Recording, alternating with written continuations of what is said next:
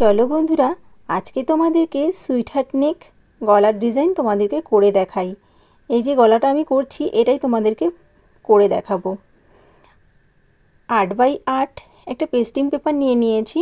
পেপারটাকে ভাঁজ করে নিয়ে আমি 2 ইঞ্চিতে দাগ দিয়ে নিয়েছি আর নিচের দিক দিয়ে 6 ইঞ্চি। তারপরে নিচের দিক দিয়ে 3 ইঞ্চিতে দিয়ে একটা বক্স মতন করে নিচ্ছি। তারপরে 2 ইঞ্চিতে একটা দাগ দিয়ে নিচ্ছি।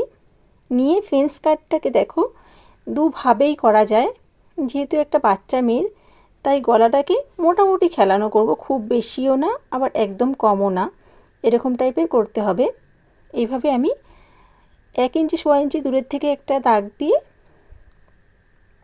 গলাটাকে কেটে নেব। কেটে নিয়ে একটা সেন্টার করে নিলাম। এবার যে আমি দাগটা দিয়েছি এইভাবে কিন্তু কেটে দিলেই কিন্তু গলাটা কমপ্লিট হয়ে যায়, কিন্তু আমি এইভাবে করছি না। আমি এটাকে গাঢ় করে দাগটা দিয়ে উল্টো দিকে ছাপ ফেলে নিচ্ছি।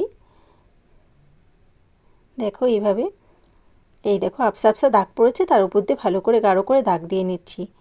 এটা একটা সবুজ কুর্তি বানিয়েছি আর প্যান্টটা হলুদ, তাই প্যান্টের কাপড় দিয়ে এই ডিজাইনটা আমি করছি।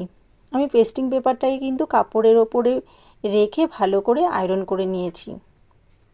তোমরাও করে নেবে, আর না করলেও হয়তো হয়ে যাবে, যেহেতু চারিদিকে সেলাই করে নিয়েছি।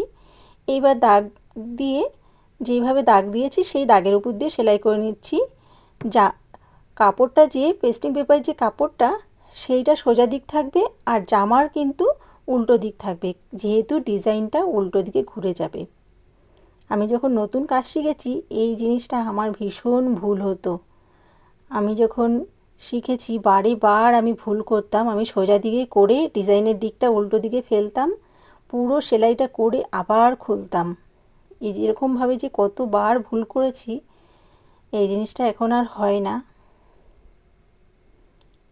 এই দেখো সাইড দিয়ে একটা চাপ দিয়ে নিয়েছি।